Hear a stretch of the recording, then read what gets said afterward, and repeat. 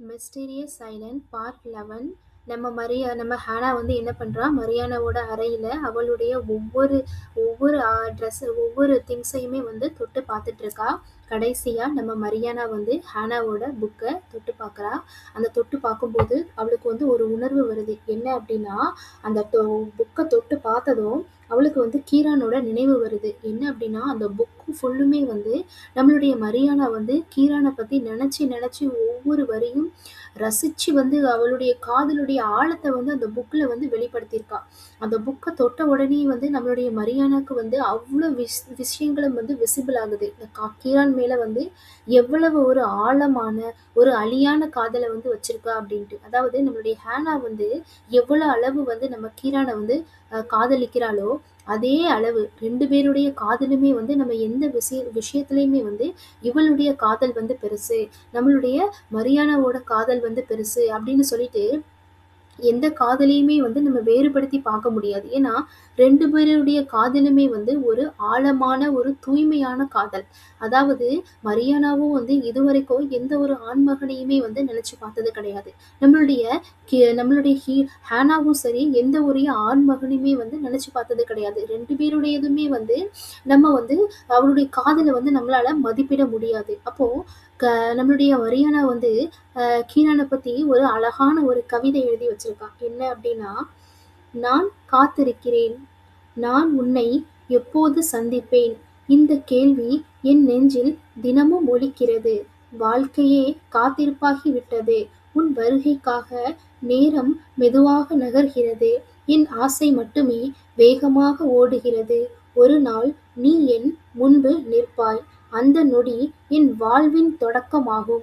நான் காத்திருக்கிறேன், நாளைக்காக அல்ல, உனக்காக என் அன்பே அப்படின்னு சொல்லிட்டு ரொம்ப ஒரு ஆழமான காதலை வந்து அந்த அந்த புக்கில் வந்து எழுதி வச்சிருக்கா.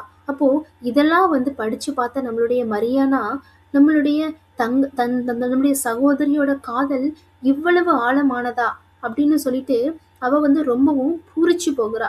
ஏன்னா வந்து அவள் ஹானாவோட காதலும் அவ்வளோ ஒரு ஆழமான காதல் தான்.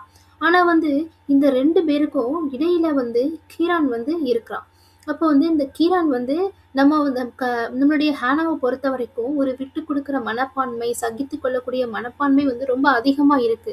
ஆனா நம்ம மரியானாக்கு அந்த மனப்பான்மை இல்லை. இதுதான் இவங்க 2 பேருக்கும் இருக்கக்கூடிய ஒரு வித்தியாசம். என்ன அப்படின்னா, நம்மளுடைய மரியானா அப்புறம் ஹானா 2 பேரும் உருவத்துல ஒரே போல, கீரான் மேல 2 பேரும் ஒரே போல காதலை வச்சிருக்காங்க.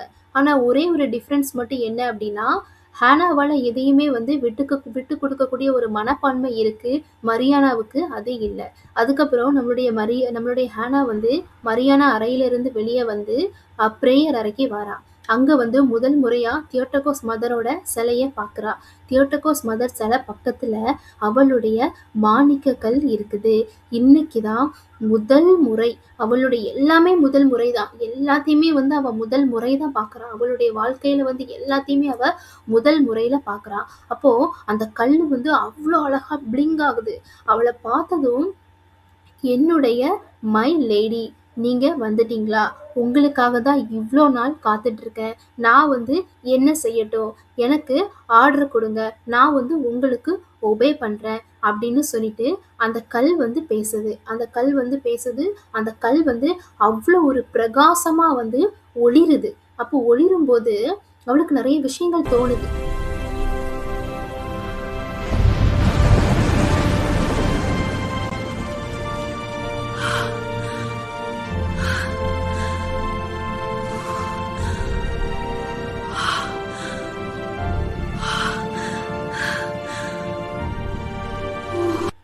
நிறைய விஷயங்கள் வந்து நம்ம ஹானாக்கு வந்து விசிபிள் ஆகுது. அதாவது வேர்ல்டு வார் 2, அதுக்கப்புறம் வந்து கீரான் வந்து பிறந்தது, அதுக்கப்புறமா வந்து கீரான் வந்து எப்படி பிறந்தான், கீரானுடைய அப்பா அம்மாவை பற்றின விஷயங்கள், அதுக்கப்புறம் வந்து கிங் விக்டர் தான் நம்மளுடைய கீரானோட அப்பாவுக்கு வந்து இறப்புக்கான காரணம் அப்படிங்கிறது எல்லாமே தெரியுது. இதை பொறுத்த வரைக்கும் அவ கண்ணீர் விடுறா. நம்ம அப்பா வந்து இவ்வளோ பெரிய விஷயங்களை வந்து எல்லா மக்களுக்கும் வந்து பண்ணி இருக்காரா அப்படின்னு சொல்லிட்டு கிங் விக்டரோட பழைய காலம், அதாவது தீவுக்கு வர்றதுக்கு முன்னாடி கிங் விக்டர் வந்து ஹிட்லர் இல்லையா? ஹிட்லர் வந்து என்ன பண்ணாரு, எல்லா ஜூஸ் இனத்து மக்களையுமே வந்து அவரு கொன்னாரு. சிலிண்டர் உள்ள, அதாவது எல்லா மக்களையும் உள்ள போட்டு சிலிண்டர் போட்டு வெடிக்க வச்சு எல்லாத்தையுமே கொன்னாரு. அப்ப எல்லா விஷயங்களுமே வந்து நம்ம ஹானாக்கு வந்து இப்பதான் வந்து தெரியுது. அதாவது வந்து நம்ம ஹானாவை பொறுத்த வரைக்கும் அந்த அந்த கல்லுக்குள்ள இருக்கும், அந்த அந்த நீர்க்குட்டைக்குள்ள இருக்கும் போது அந்த தீவுல நடந்த பாஸ்ட் விஷயங்கள் மட்டும்தான் அவளால ரியலைஸ் பண்ண முடியுமே தவிர்த்து தீவுக்கு வெளியில இருக்கக்கூடிய விஷயத்த வந்து அவளால ரியலைஸ் பண்ண முடியாது. இப்போ இந்த கல்லை தொட்டது மூலமா அவளால எல்லா விஷயங்களுமே வந்து ரியலைஸ் பண்ண முடியுது. அதுக்கப்புறமா வந்து அவளுடைய தங்கச்சி மரியானா, கிங் விக்டர், ஹீனா, அதுக்கப்புறம் வந்து மரியானா 3 பேரும் சந்தோஷமான வாழ்ந்த தருணங்கள் எல்லாமே வந்து அவளுடைய நினைவுக்கு வந்து வருது.